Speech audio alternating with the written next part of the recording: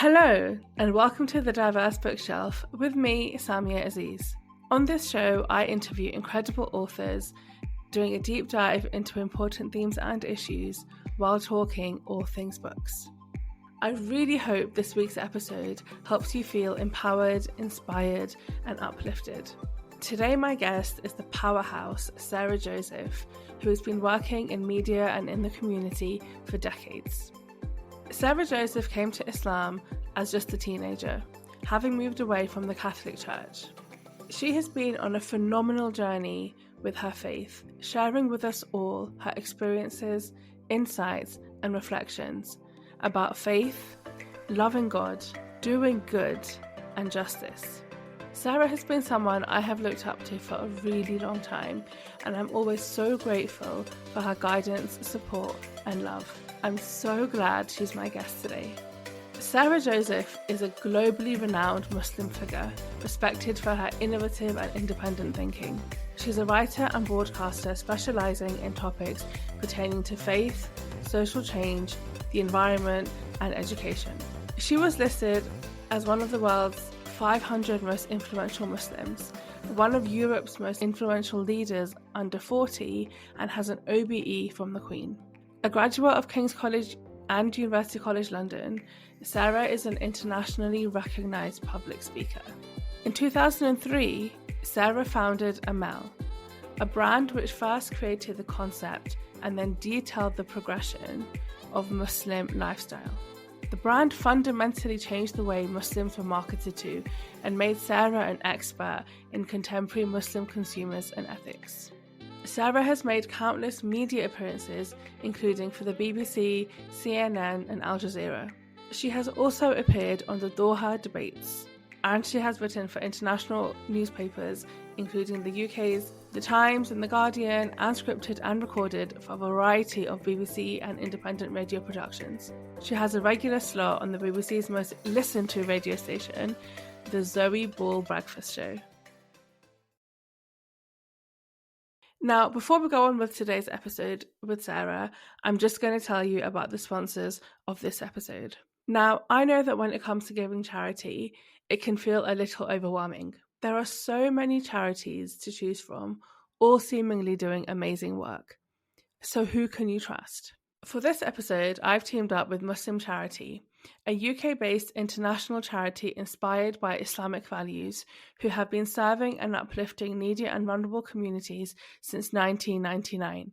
Muslim Charity are focused on empowerment and creating opportunities for those in need, giving them the skills and resources to thrive, to create livelihoods, tackle hunger and thirst, and to break cycles of poverty. They work with honesty and integrity, transparency, reaching some of the world's most impoverished and remote locations, providing food, water, orphan care, education, and healthcare. They are swift and thorough during emergencies and disasters and stay behind long after, rebuilding communities. If you're looking for a charity you can trust, especially when it comes to your zakat and sadaqah, Muslim Charity is the one for you.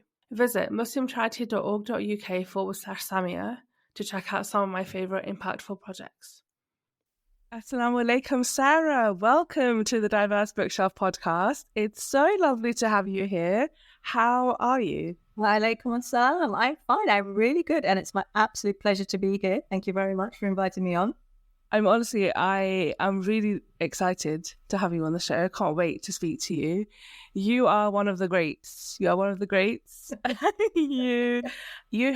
have done absolute, just years and decades of work, writing, journalism, community outreach, community work. You have been a pillar of the Muslim community in the UK for so long. Such service. So thank you, because I know personally you'd be like a guiding light in my own life, and I'm so excited to be able to talk to you now and get like a conversation out in the world that's going to be there forever, inshallah. So thank you so much for being here. But how are you doing at the moment? Because, we are at time of recording, we're approaching Ramadan. We're in an absolute crazy time with everything going on around the world, but also at home in the UK. It's been insanely difficult and challenging. How have you been, and how have you been coping, I suppose? Firstly, thank you to all of your words, but really, ultimately, to be able to do any work in the service of the one is the honor and privilege of the individual. And we just have to pray that Allah continues to bless us with the opportunity to do any work, whatever that work is, and one prays that we are the beneficiaries of that opportunity, because that's what it is. But as to how I am, alhamdulillah, alhamdulillah in every state. And what I think I've learnt, and I've gone through my periods of in my life of profound questioning and darkness, I guess, about the world, because the world is a difficult place. But I think that is the nature of the world. These are the primordial truths, and they have ever been thus. And I don't think that that's going to change. The history of injustice in the world, and it's taken me a long time to get to this point of understanding. But this is the perennial situation, the perennial battle between light and darkness in the world. And we have to try and be more light. But it has ever been thus. And you go through history, you go through all of those times, you go through and we see it recorded as the history of suffering of so many peoples over time at the hands, whether it's Moses, whether it's Genghis Khan, whether it's the slave trade, whether it's the wiping out of native America, the indigenous peoples of America, Canada, or Australia. And you've seen the barbarism that has taken place that Africa has had to suffer in all the worlds. And so you see that over time, the history books tell us of these constant injustices. And so we have this now, and it's not going to go away until we reach paradise, because, if it was perfect, we'd be in paradise. And so what is our role? And that's the question. What is our role? How do we bring light? How do we bring goodness? How do we not be sucked into the darkness and make sure that the darkness doesn't become our teacher and our master? And it's very hard. It's very hard to keep your heart full of light when we're faced with this, but that is what we're called to do. Absolutely. I think that is one of the biggest struggles at the moment, is it feels like we're drowning in darkness, as you so beautifully put it.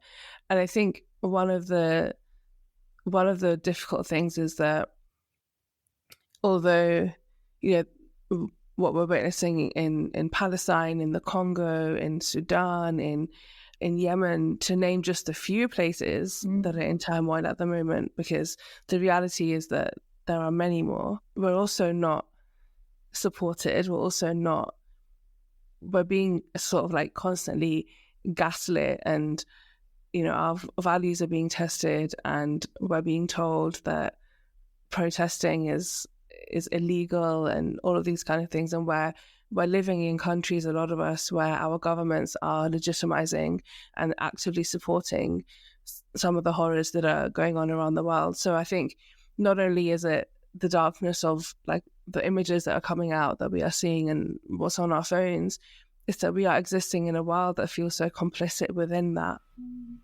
And so I think like the grief and the anger and the despair and the fear is like so multi-layered, because it doesn't seem to be stopping right now. It's almost like an onion, and as we keep peeling, there's just more and more layers, like this never-ending onion of just fear, and I think in despair and pain.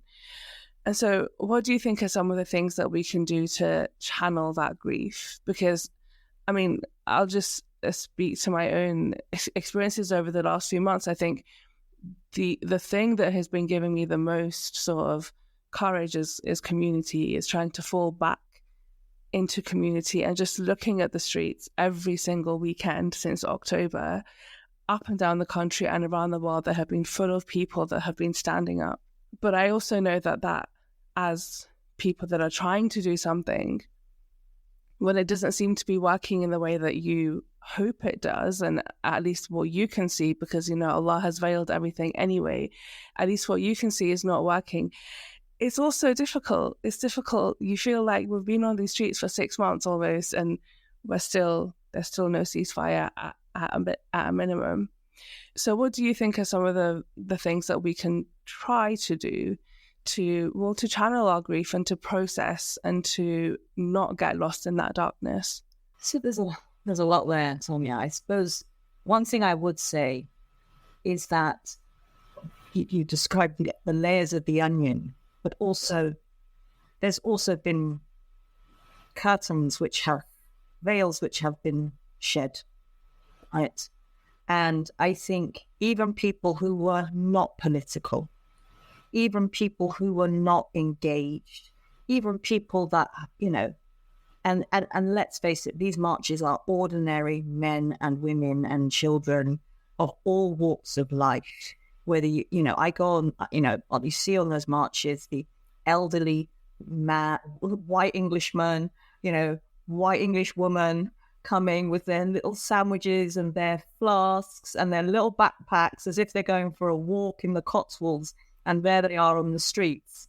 And you see the increasing size of the Jewish bloc, which in the beginning was a small bloc, but every single march there has been a Jewish bloc, and that is growing in masses. You've seen yellow people of every hue. When you see people with their purple hair and their blue hair and their rainbow hair, and and then you see Muslims, and you see all sorts of ages, and you see banners of Pax Christi and Catholics and we're all calling for peace. So this historic peace movement that I've been on marches since the 1980s. It's the campaign for nuclear disarmament marches, anti-apartheid marches, environmental, protests. And, this has been going on in my entire lifetime. And you cannot a number of things. Firstly, I go back, this is a perennial situation. We will continually need to be in this situation where we are vigilant towards injustice, of wherever it comes from. And wherever it's whoever is being persecuted, we must constantly be on the side of justice. Be just, even if it's against yourself. Be just, but justice is the closest to God consciousness. This is never a Muslim issue. This is about, as me as a Muslim, of course, I'm drawing on my faith. This particular issue is not a Muslim issue. Like so many issues are not Muslim issues. Peace and that are human beings who are calling to that, or human beings who are calling to militarism, and that is a huge battle. So it is, I continue to say it's not new, and you have to have patience, and you cannot see the end results. It is not for us to see the end results. It is for us to act, and it is up for the end results to be revealed. And they may not be revealed in our lifetime, but that doesn't stop us acting. 2, the fact that the veil has been lifted and ordinary people are seeing the complicity, which many people who have been active perhaps for 10, 20, 30, 40 years were more aware of, are now like, well, hold on a minute, this is hypocrisy. And I think it was particularly stark because of what happened just prior to with Ukraine and the narratives and the discourse. And you're seeing literally, parallels of behavior, or even worse, far more extreme. What are we at? 17,000 children dead now, something along like that. And it's awful to be comparing children's death tolls. I mean, but, you've got this extreme situation, and all we can hear from our foreign secretary is that we're losing patience. Well, we lost, patience was lost 50 years ago because this has been a 75-year-old, issue. So it should have been lost 75 years ago, quite frankly. Yeah. And so the veil has been lifted, and I've never seen, in all of my lifetime, in all of my engagement, and I've been aware of the Palestinian situation for close to 40 years. Before I became a Muslim, I was an Irish Catholic teacher, history teacher, who told me about the situation. I've been aware of it since the early 80s. And it's just that recognition now that is really there in the mass public. So that should give us hope. And secondly, you can say, well, we've been on the streets for 6 months now and nothing's happened. But we're still on the streets. Yeah. No one's given up. Mm. And that should make us think, well, hold on a minute. We've galvanized and it's increasing. It's not decreasing. It's not as if, we started off with 500,000 and now we've only got 10,000. Mm. people are showing up week after week after week across the country. So again, should give us hope. And also now, I think, and what I believe we should be doing is now starting to say, come on, what are the more strategic objectives? Where is this? This is a lot of energy. How do we manage to utilize and bring together and direct that energy? We started with a few droplets, and that's grown, and it's now this sort of amazing, sort of waterfall of energy. And now I think, what does that do? How can we sort of convert it into electricity, if you like? So hydropower type of thing. Yeah, so in my metaphors. Absolutely. I think you're right, because not only are the demonstrations still happening, they're getting bigger, and they're full of people from all walks of life. And we are, at time of recording, we're approaching Ramadan, and it's a time for a lot of inward reflection and introspection and worship and some quietness, I think, hopefully, for some of us anyway. What are some of the things that we can be doing more quietly as well to calm the heart? What are some of the things that we can be reflecting on? Because I think that as Muslims, I think it is really important, because although you're right in saying that this is not a Muslim issue, this has been going on for 75 years.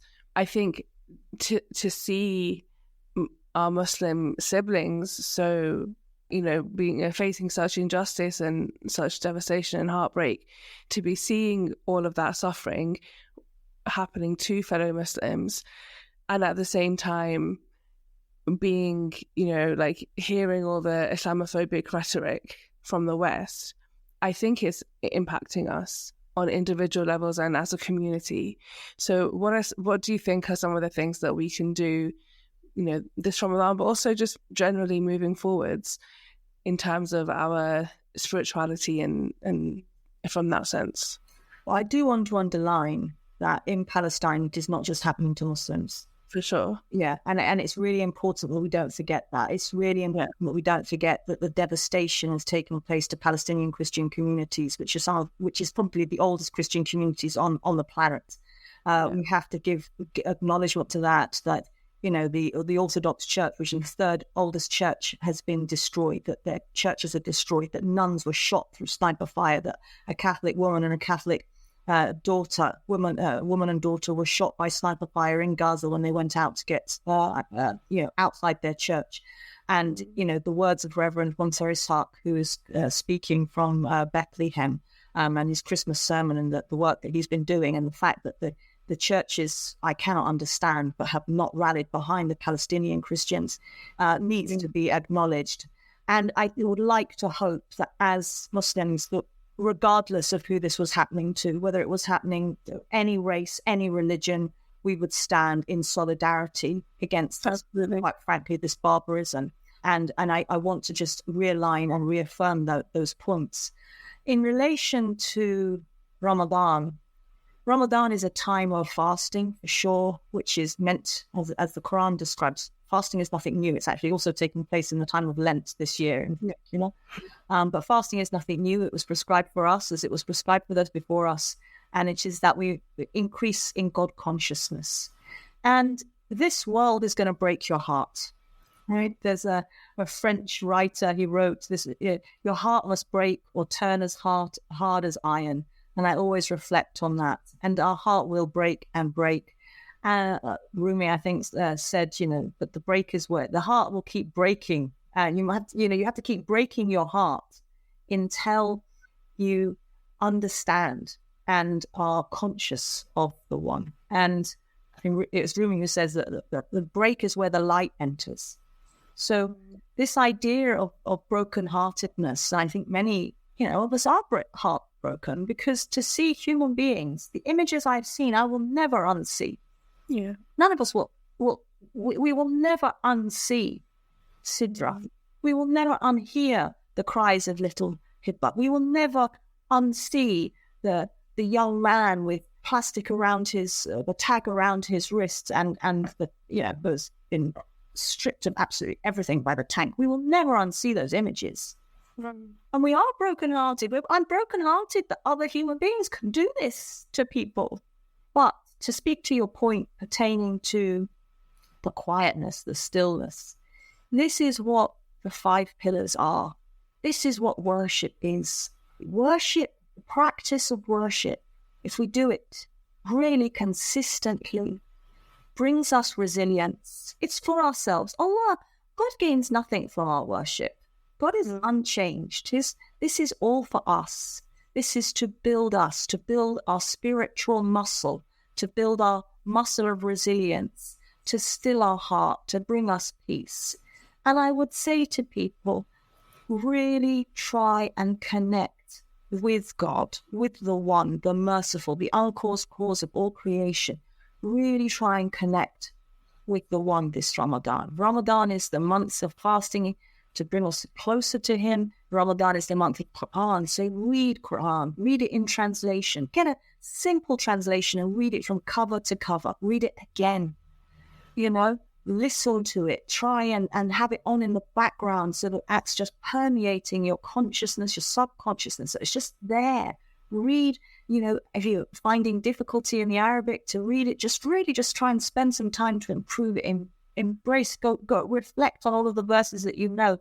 Learn the meanings and go through the tafsir of Surah Al-Fatiha so that when you recite that minimum 17 times a day within your prayers, you're there, really understanding what it means when Allah says, Iyyaka na'budu wa iyyaka nasta'in. Only you do we worship and only you do we ask for help. What does that mean? It means that for sure we protest, we demand of our governments that but ultimately we have to ask of God, because only He do we worship and only Him do we ask for help. He is our sustainer. He is the one who is sufficient for us.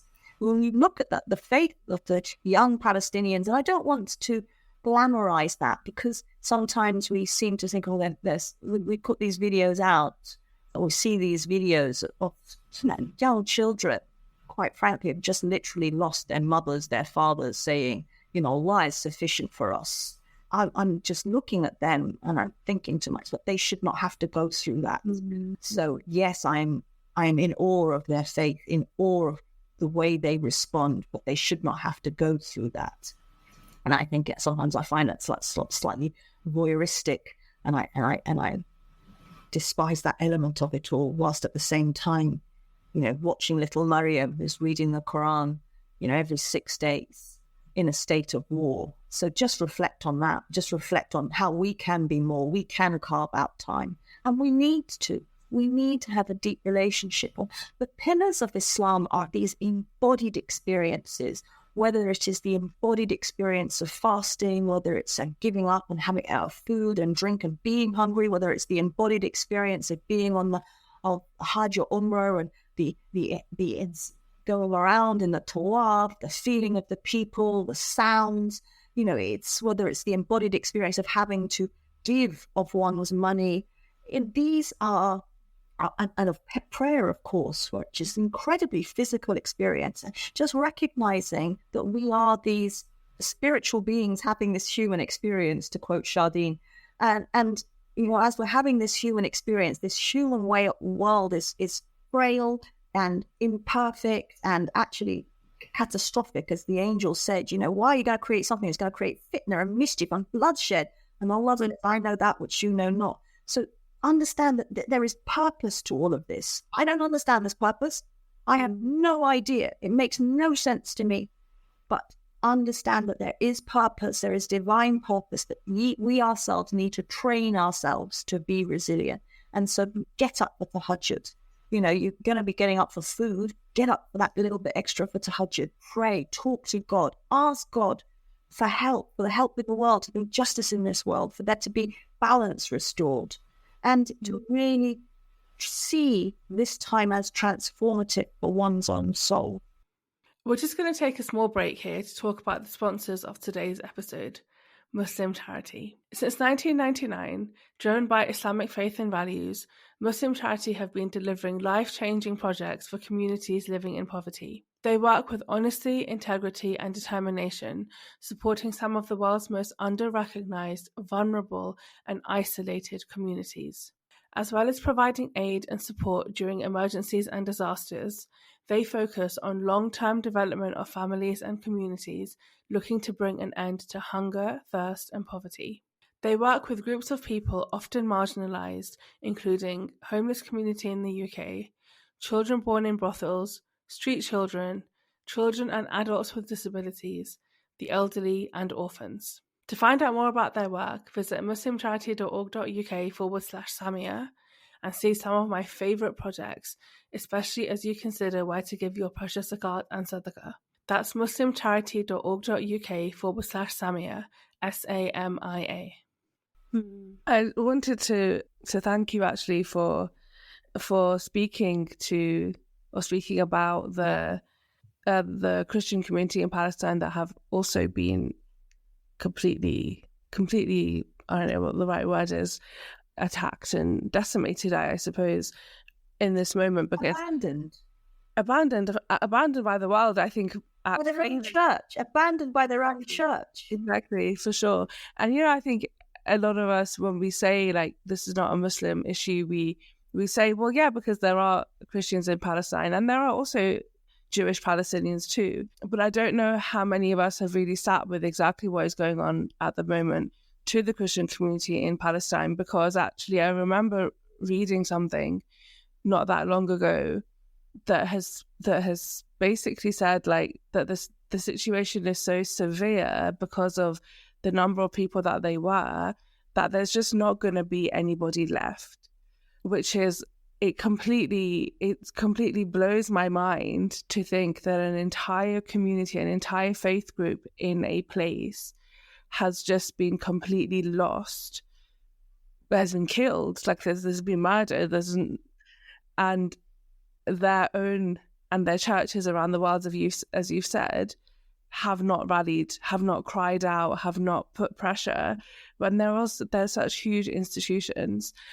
And this leads on to my next question, actually, because I think although there is, pain and there's disbelief and there's like a lot of anger and frustration, I think a lot of it is driven by an understanding and awareness of justice, like a call that these are all calls for justice, regardless of the people that are impacted anywhere around the world. It's always about justice, that this thing that is happening is unjust. And the Quran is also massively big on justice, right? Like Islam is huge on justice, is a core value of our Islamic faith. And so, but it's also a universal value. So what are some of the things that you think we can do to understand justice a little bit better? And when we talk about it, what do we really mean? I think we can't just give it lip service. Yeah. Right? Oh, justice. Justice is something that needs constant work. Justice is something that needs constant protection. Justice is blind. This under the Old Bailey, you have the scales. She's holding the scales of justice in one hand. She is blindfolded because justice should be blind, and she holds a sword in the other because justice also requires that there be power to implement justice. And all of these elements are necessary. And we have to understand them and work on each of those elements.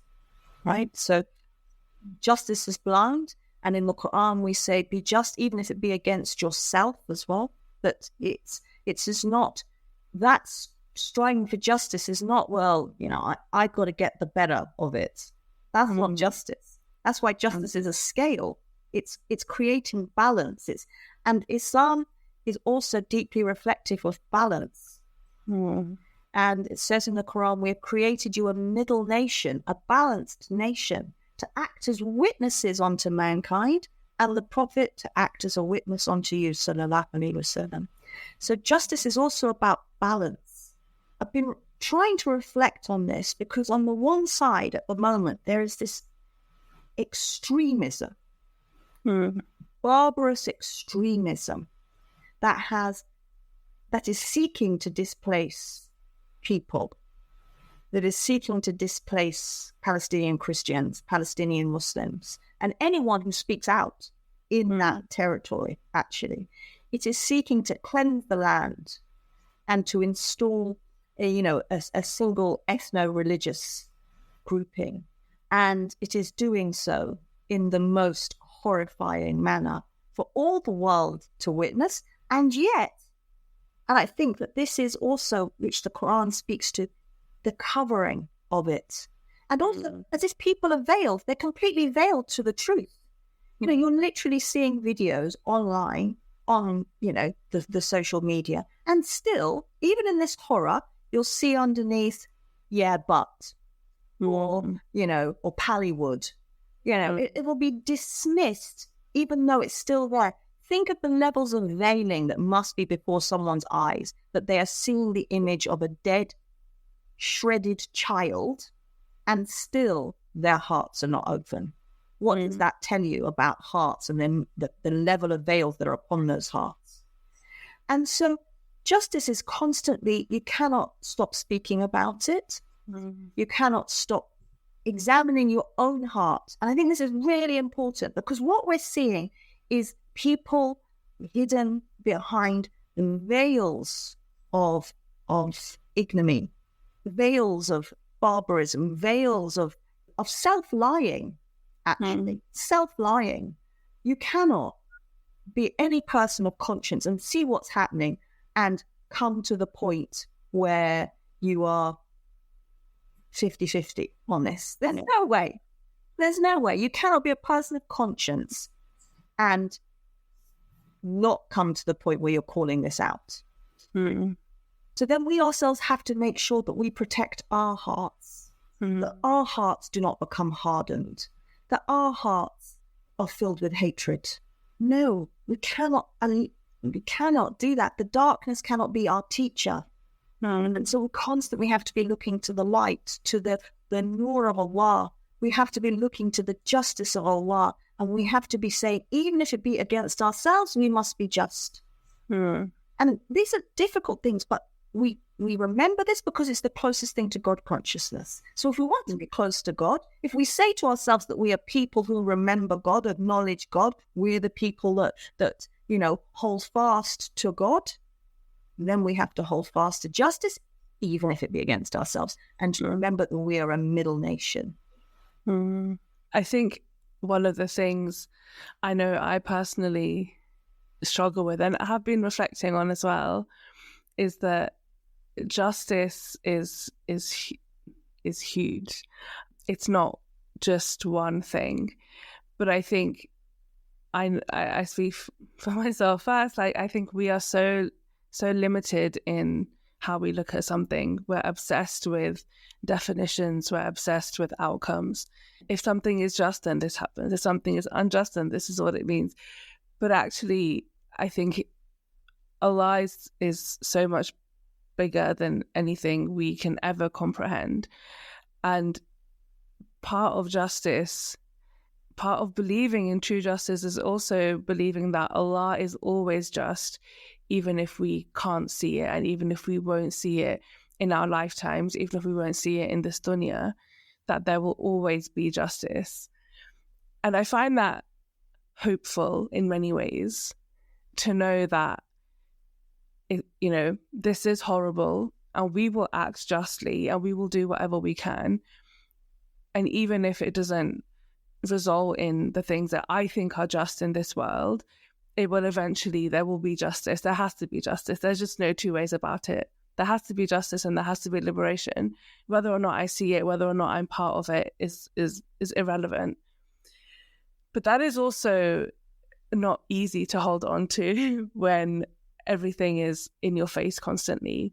And I think we feel responsible to a degree, and I think as well, just when you look around the world, I'm constantly in a state of you get whiplash, I guess, in lots of ways, because the stark reality, not the reality, the inequality of the world is so prevalent. I work in the charity sector, and this is something I deal with every single day.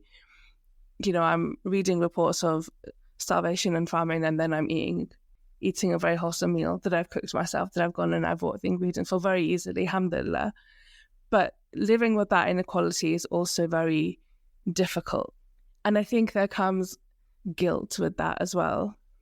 So how do we reconcile this sort of guilt and responsibility we have with the idea that actually, regardless of what we believe justice is and regardless of whether or not we're going to see it, there will ultimately be justice? How do we reconcile these two things? Because they feel like they don't really go together. I mean, speaking to the first point of just ultimate justice, I think it is important to remember that and to hold on to that. I remember putting out a tweet in 2021. If I didn't believe in a day of judgment, I couldn't go on in this world. I don't think I could go on in this world. I really meant that at the time. And, it was one of those tweets that sort of really gained momentum because I think it spoke to what people were feeling at the time. And that was obviously the situation in Sheikh Jarrah and what was going on in 2021. So, this is an ongoing situation. But if I didn't believe in a day of judgment, if I didn't believe that there would be ultimate justice, it would be very, very hard to manage, to cope. But speaking to the guilt and that feeling, and that I think it's also impotence, that feeling of impotence that really gets you. I've come to the point where I think people want you to believe you're impotent. Yeah. But actually we're not. And there is always something which can be done.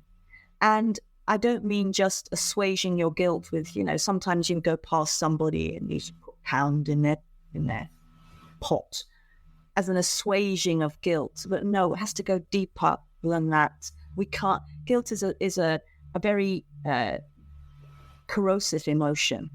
And actually, I think Allah and his Rasul sallallahu alaihi wasallam gives us a way out of that emotion constantly. And it's important to recognize that, because I think guilt is a corrosive emotion that is used against the soul. It whispers into you and eats at you. But actually, there's always redemption. You're never too far gone.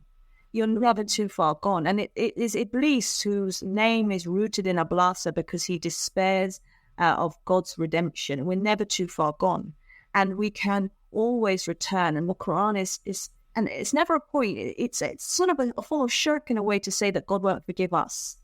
Because actually, if we constantly aware that we have a Lord who has the right to punish us for our wrongdoing, but also the capacity to forgive. As the Hadith Qudsi says, do what you wish, for I've forgiven you. But it's this. So what I'm trying to say is don't be consumed by guilt.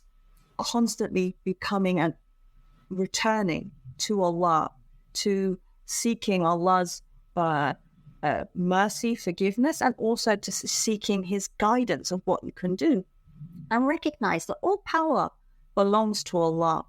There is nothing that happens on this earth that Allah hasn't given permission for. And that's really hard, because then you're like, well, am I supposed to believe in a loving God and God is allowing all of this? Yes. Allah is allowing all of this. Yeah. Allah is allowing all of that. And that is really hard to come to terms with. But when you understand the transience of this world and the overarching, belief in a hereafter, that is absolutely just, and not an atom's weight of good and not an atom's weight of bad will be missed from the record, then you kind of see yourself and see your own as a sort of, it's a journey. And this life of this world has got a pastime and a sport, but it has a purpose. The home of the hereafter, that is life if we but you, but still there is purpose. We've not been created for mere sport. We're not like this Greco-Roman, humans being, played with for the amusement of the gods. That's not what this is about. This is about our journey, our purification, our improvement, our self-development, if you like. And as for feeling guilty, just recognizing what you can do. Not just about the situation in Palestine, although obviously that is ever present to us at the moment. But there are people on the streets of the cities that we live in Britain today who are hungry. There are, we're seeing children and we see reports coming out of children in Britain who are going to bed hungry. We see reports of children who are dying in sheltered accommodation because various reasons. We see of the level of homelessness, over 1 million homeless children. in this country, in Britain, the 5th or 6th richest country in the world. So there's an awful lot of injustice on our doorstep that we can be speaking to, that we can be engaging with. And I do believe that that this is our responsibility. I speak as a Briton, and I speak as a Briton living here. I haven't, I'm not an expat. I haven't moved out. I'm here. This is my home, my people, and God has chosen to place me here, as He chose Yusuf alayhi salam to be placed in Egypt. Yusuf didn't abandon the people of Egypt and say, well, actually, I'm interested only in the people of Canaan, my people. No, he said, absolutely, these are, I will use my skills, my means to bring justice, to bring goodness, to bring balance, to bring harmony to the place where I am. And I truly believe that we should be a people of service to the people of Britain, to speak to the poor, the needy, the weak and the oppressed as our neighbours who are hungry, and making sure that whatever we can do, whatever skills that we have as individuals are used for the benefit of humanity. And we all have our skills. Every single one of us has different skills. And it's like we are a key, and our key is unique, and our key unlocks particular doors. And we've got to understand our purpose. Yeah. So whatever our skills are, and use them for the good. And in the Bible, and it's called the Golden Rule, and it's demonstrated throughout all religious traditions that I can see, within Islam as well. But it's put in the Bible in a beautiful way, and it's what I grew up with: to love the Lord God with all your heart, with all your soul, and with all your mind; to love your neighbor as yourself. You can see it within Islam to love God and thereafter be upright, to love God and thereafter to do good deeds, to have faith and thereafter to act in goodness. All of these constant refrains within the Quran. And these are the two wings by which the soul must exist in this earth. The human being must exist: to love God with all your heart, with all your soul, with all your mind, and to love your neighbor as yourself, to really understand the crying pain of fellow human beings, and not just human beings, but the ecosystem, the nature on which we depend, and so brutal towards ourselves. So we have to also understand that how we are participating in brutality to our planet, in the way we consume, and this ever, needy, hungry consumption. So guilt is an ineffectual emotion. Yeah. Right? Do not let it consume you. You seek repentance, and then what you're trying to do is say, and then what can I do? And how can I act? And what can I do to restore balance? And how can I bring justice? And how can I be of service? Yeah, because I think although grief can be debilitating and all-consuming, I agree. I think it is the most useless of all feelings and emotions and experiences, because it is the thing that can take you away from doing the thing that you need to do and doing the good thing. And I saw a video just recently where a Palestinian woman was saying, your guilt makes you a liability and not an ally, because it is the thing that then makes us as Palestinians and as allies trying to make you feel better, rather than dealing with our own things and focusing on the cause. And I thought that was so powerful and insanely true. And that doesn't mean that we shouldn't feel guilt, and that it's not understandable that we do feel guilt, but we have power over what we do with it and how much we allow it to consume us. I think that's the thing to focus on. It's not a bad thing to feel those things, because that's about empathy and compassion and all of the good things that make us human and make us connected to other people and the ecosystem. But we are in control of what we do with it and where we sit with it. And fundamentally, that is the thing that we can hand over to God. Because if we are in conversation with Him and we are in a relationship with Allah, we can hand over our guilt. We can talk about it and let it out, and and ask for the strength to turn that into power and to turn that into action and turn that into goodness. And you, Sarah, you've spoken many a time really beautifully about submitting to God. It is you spoke when I was at university. It was the first time I'd heard you speak about the act of sujood, and that has stayed with me. It has been years. It's been over 10 years. It has stayed with me. the very act of laying your head down on the ground is pure submission. To physically submit your entire body to God and say, I give everything. I'm handing over everything to you. Allah, manage my affairs, manage the state of my heart. Help me. Because I think right now, that is one of the few things that can bring us the peace that we need. And I wondered if you could just speak to that idea of submitting to God and what that means. This is what we're called to do. To self-surrender unto God is the calling. Believe me, I appreciate how hard it is. You know, there's a hadith of the Prophet sallallahu alaihi wasallam to have faith in God and tie up your camel. And I'm very much a tie up my camel type of person. You know, I want to tie it. I'm going to tie it with every type of slip, you know, and full knot, and that camel ain't ever going to get out of the ropes I'm tying it up with. You know, I'm be prepared. I'm Girl Scout type of lists of things which need to be done and to seeking how I've got to do it for sure. And handing things over to God, wow. Letting it sit with God, letting it be with God, it's hard. But to self-surrender unto God, to say, here I am, O Lord, at your service. What we say when we go to Umrah or Hajj, here I am, O Lord, at your service. It is incredibly empowering to submit. It is incredibly empowering to submit, to surrender yourself to the one who created you, the one who knows you, the one who wants the best for you, the one who wants to purify your heart and for you to, your maqam to be raised, your status to be raised, who wants nothing but the best for you. But you are going to be given the lessons that are perfect for you, the tests which are perfect for you.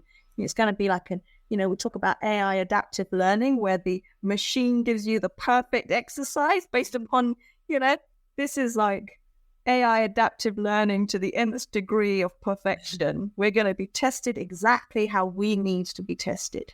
And we surrender. And so, yes, for me, and I do tell that story, for me, when I was on my journey towards Islam, when I was on my journey seeking where my faith journey and trying to seek God, and in a way have intellectually come to Islam, but actually it was seeing a girl go into prostration and seeing her head to the floor, where I recognized that Islam meant to self-surrender yourself onto God and to completely give of this bodily form.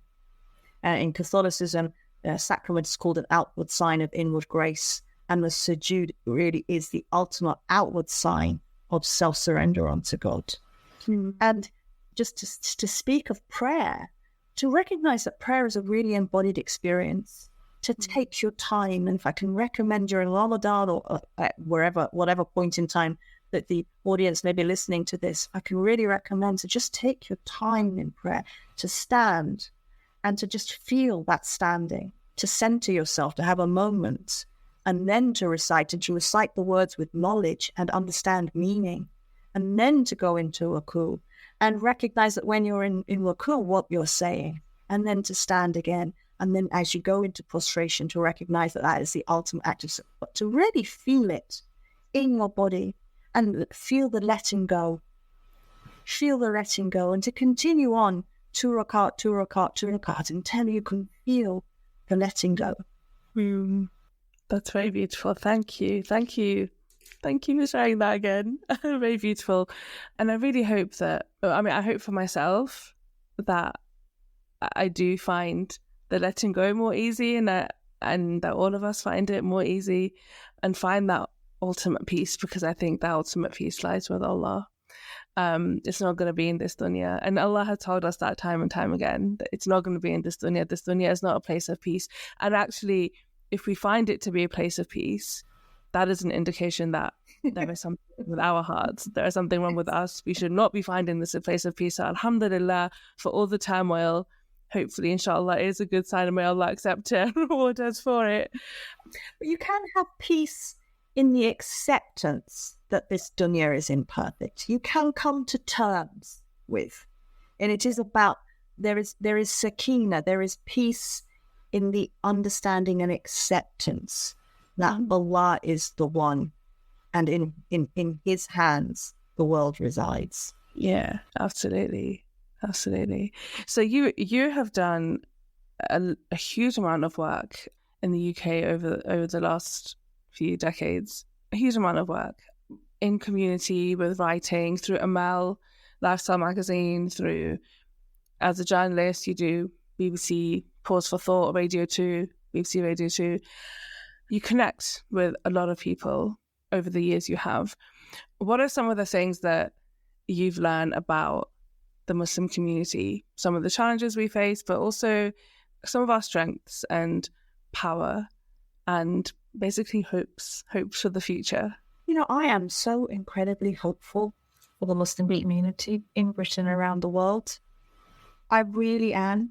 And I know we focus and our weaknesses and our problems, and for sure there are many, but I've been doing a piece of work recently where we've been having roundtables and discussions and just looking at what are the opportunities and challenges. And what I see is that the opportunities and challenges are almost entirely the same things on both lists. And you're like, well, how is that possible? But you think to yourself, right? We're such a young population. Muslims, almost 4 million of us now, and our average age is 27, right, which means that there's a huge youth population, and that's a huge challenge. That means young people still developing, still having to go through all of the complexities of being a young person, of the complexities of being a young person in a world of social media and inequalities, and, with the pressures that, this is the first generation really that will be worse off than their parents' generation. They aren't guaranteed home ownership or, a job for life, or knowing that their pension's going, and a degradation of public services. So, there can be tremendous despair amongst young people. So, in a way, you can say, well, that's a challenge. But it's also this huge opportunity. This is a youthful population that's got energy.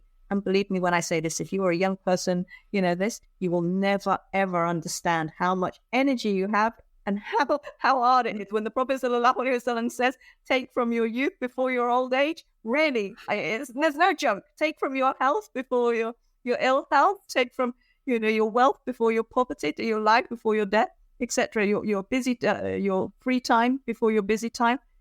Really, that youth before your old age. Like, you have other skills as you get older, but that huge amount of energy, I could work 72 hours without sleep beforehand, just little 15-minute cat naps, no more. So this vibrancy of youth that we have, it's a challenge and an opportunity. We look at our mosques, and I know many of us grumble about our mosques and, the facilities that are there, and whether there's access for women, whether there's access for our young people. But look at the fact that we have so many mosques. Look at the fact that, I'll go to Jummah prayers on a Friday in Central Mosque, and there's 10,000 people there. You go to East End and you're looking at sort of 20,000 people. The fact is that we'll be praying on top of each other's heads, literally, when it comes to, Ramadan and Taraweeh and, the 27th night. But every week on a Friday, there are people, you can go into my mosque, the mosque I go to, on a sort of midweek Asr, and you'll still see 3 full rows out of 4 full rows. That is amazing. Do not underestimate the power of that. Do not underestimate how amazing that is. And so if the mosques themselves can be we can think about how we resource for outreach work, resource for youth work, resource to the work of our elders, because we also, whilst we are fundamentally a youthful population, we do have to think about our elders, right? We have to think about, and we've got to think about solutions that are intrinsically Islamic, And that does not mean an old people's home which sells halal food and which provides halal food, and we have Bismillah over the door and, a little bit of Quran going on. Actually, there has to be an intrinsic intergenerational solution between our elders and our nursery. And you look at the intergenerational examples of work that have gone on through, you see it in the Nordic countries, you see it across Europe, where there really are exceptional projects which are historically normalized within villages, for example. That would have been normal to have intergenerational experiences and living, but in our sort of broken family structures, which are the challenge, then we also have these solutions, potential solutions. And so I think when I had the good fortune to be in Umrah fairly recently, and you're in Medina and you see 1 million people going 5 times a day. And you're like, yeah, 1 million people in Medina. Yeah, we know. Okay, so I imagine you live near a football stadium. I live near a football stadium. It's got almost 90,000 capacity in my football stadium. The sheer scale of getting 90,000 people in and 90,000 people out for one football match or for one concert in a day. In Medina, 5 times a day, you've got 1 million people coming in and 1 million people coming out and 1 million people coming in and 1 million people coming out. And that happens 5 times a day. And the order... So we think to ourselves, oh, we're chaotic, we're disorganized. No, we understand order. And we've got no leadership. Muslims don't know how to follow. Hold on a minute. You've got one man, and that man says, Allahu Akbar, and 1 million people go down into ruku. And that person says something like, and we stand up and says, Allahu Akbar, and we go down into prostration. We know, we are organized, we are disciplined. We've got 1.5 billion people there's 2 billion Muslims in the world. Almost all of them, except for the elderly, the young and the sick, but actually all of them are going to be fasting. Understand that power. You had somebody who's on the far right in Israel sort of saying, we've got to stop being afraid of Ramadan. What does that tell you? They're afraid of Ramadan. Right? They're afraid of Ramadan. Of course they're afraid of Ramadan. This is, 2 billion people. That's 1 in 4 of the population. It turns around and says, yeah, we're giving up food for a month. We're giving up water, drinking water during the day for a month. We're giving up smoking. We're giving up watching, dross on television. And all of our vices, we're going to really try and give those up for a month. And they can't, just understand that power for a minute. We take it for granted. Just understand that power for a minute, that discipline. And then you say, okay, let's just extend that discipline. We're going to just stop buying stuff that's unethical. We can stop eating. We can stop buying stuff that's unethical. It's no, stop. We can stop. If we can stop drinking, if we can stop doing everything of a calling the human body for an entire month, and we do it every single year, we can manage to do all sorts. We can say, yeah, this consumer business, not for us.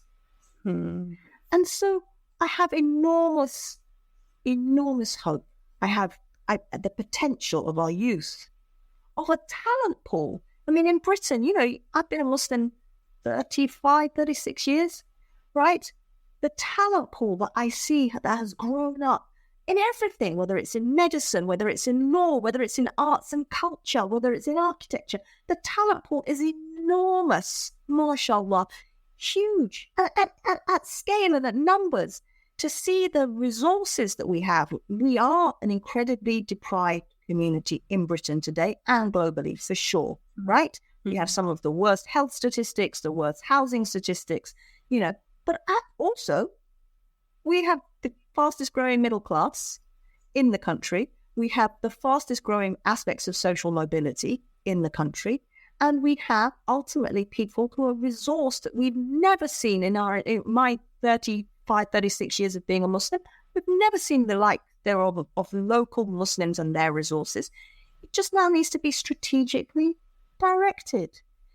Or it's like, you've got all of the rest, the ingredients for success. You've got youth, you've got talent, you've got infrastructure, you've got discipline. We just need a little bit of a strategy. We need R&D, some research and development, and working out where is the strategic moves. I am so hopeful. We just have to recognize our own power and step into our power. And power comes from the Latin potere, to be able to. Right? So you just got to ask yourself, what am I able to do? What am I able to do? Well, I'm able to stop purchasing from unethical places that harm the environment, that, and start looking. I can direct my pension to ethical sources that aren't invested in the arms trade, that aren't invested in pornography, that aren't invested in child labor. I can purchase clothing that isn't, supporting child labor, that isn't supporting, pollution in Bangladesh or Indonesia. I can do that. I have that power. And I have that discipline, because if I can manage to give up food and drink for an entire 30 days, I can manage to say, yeah, I don't need that. I don't need that. And then we have our institutions. And so you actually have huge amounts of infrastructure which can bring people into place and space, and our youth. So we've got so much. We should be incredibly hopeful and just a little bit strategic. Oh my gosh. I was smiling a lot as you were talking, because I have never had it said so plainly and put forward like that. And actually, I look at people I know and I look at myself, and we can be so ridiculously lazy. And part of the concerns about whether or not boycott will be sustained, again, is just about laziness. It's about, are our people going to keep boycotting McDonald's? Are they going to stop drinking Coke for forever? And I mean, I've been very frustrated with that, because I just feel like you have so many other options. Regardless of anything else, you have so many other options. You don't need to go to McDonald's, and it's not even halal anyway. You can go wherever you want. But you just said so beautifully, if we can go 30 days without food and drink and other things from dawn till dusk, that is a huge thing. And I think because so many of us with Ramadan are often just on autopilot, we just do it. It's what we've been doing our whole lives. But I think actually to just sit with it, especially we did it in June, on the longest day of the year. For several years, June, the longest day of the year, came in the month of Ramadan. We had 18 hours, when it was also quite warm, of no food and drink for 30 days in a row. To sit with actually how amazing that is. And that wasn't just one person doing it. As you said, there was over a billion people most likely doing that. That feels, I mean, I feel like I have, I'm tingly, because I don't know, there is so much power in that. And it's very empowering to think that, especially when, Rishi Sunak recently said that Sadiq Khan is controlled by he's making, his party is making all these Islamophobic statements. They're trying to ban protests. They're trying to do all kinds of stuff. There's been the war on terror has been going on for decades, and people that look like me and dressed like you, Sarah, were targeted all the time. But to hold on to your power, I think, in this time is massive. So thank you so much. I really hope that people will hold on to that, because I think that is important. It's really important. And as you know, this is a podcast that's actually supposed to be about books and literature, and we haven't spoken about writing at all, but you have done a huge amount of writing, and you still do, I believe, in many ways. And I just, as we end, if you can talk a little bit about the power of words and the power of writing, and what writing has been for you over the years. So Bible says in the beginning there was the word. And the Quran begins with Iqra, read. Read what? Words. The power of words, the power to heal, the power to harm, the power to enlighten and make people laugh, the power to make people cry, the power to inspire, the power to belittle. And that there's that lie that I always reflect, where we tell our children, sticks and stones may break my bones, but words will never hurt me. It's such a giant lie, because words can hurt so much and can reduce the soul. Words are a form of power, and we should understand that and choose our words wisely, and see that we can use our words for good, and recognize that our words are powerful, and recognize that we ourselves can have voice in whatever form. And today we're offered so many forms, whether that's a short tweet or an Instagram reel or a Facebook Live or a YouTube video or a podcast or a book. All of these are words manifesting thoughts and ideas. And yeah, for sure, I still enjoy words brought together, edited beautifully into the forms of a book, constructed and presented in a very tangible, analog, real format feel.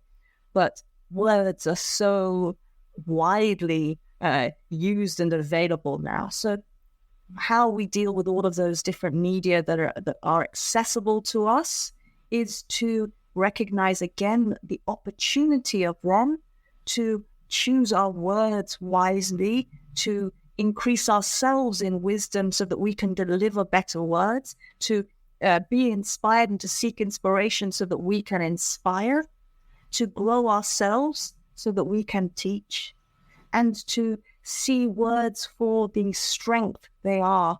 And of course, the most beautiful words are the words in the Quran from Allah subhanahu wa ta'ala, and to really enjoy them, to enjoy their rhythmic, melodious, harmonious recitation, because the Quran was revealed in that way, and to see the pulse of it, which is extraordinary, and to then try and understand the etymology of those words, the roots of each of those words, because we have, an Arabic language that is based upon the tricontinental root system, to see the power of that and the immediacy and the depth and the strength of that, and then to also benefit from the understanding and the translations and attempts at understanding the meanings of Quran from the many, many different people of knowledge who have translated it into for me, my native tongue, which is English, and the, other translations, whatever your native tongue is, to really try and wrangle with those,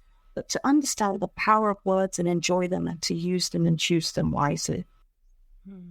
Thank you. That's so beautiful, Sarah, and thank you for all of your words today and always. It has been such a privilege speaking to you on the podcast today. Thank you so much. An absolute privilege to be here and a pleasure. And it's so wonderful to see you doing this and to, having the energy to carve out this space and to having the discipline to carve out the space and making sure that putting it out there, because that's the other thing, to just be consistent with what we do. In the beginning, we may not feel and see that they were getting any benefit, but just to keep doing something and to keep creating and to keep putting out there, that is incredibly powerful. And, all power to your elbow in this, and may it be a blessing. Thank you so much. Thank you. If you enjoyed this episode, please follow, like, and subscribe to the Diverse Bookshelf podcast on your chosen podcast platform, and connect with me on social media. I'd really appreciate it if you could rate and leave a review, as it helps more people find the show. Today's episode was brought to you by Muslim Charity, a faith-based international charity working around the world to tackle poverty, hunger and thirst. They deliver your zakat and sadaqah with honesty and transparency, reaching those in need with impactful projects all year round. Muslim Charity provide vulnerable communities with life-saving healthcare, clean water, food, livelihood opportunities and education, helping everyone to thrive. If you're looking for a charity you can trust, especially when it comes to your zakat and sadaqah, Muslim Charity is the one for you. Visit muslimcharity.org.uk/Samia to check out some of my favourite impactful projects. That's muslimcharity.org.uk/Samia, SAMIA.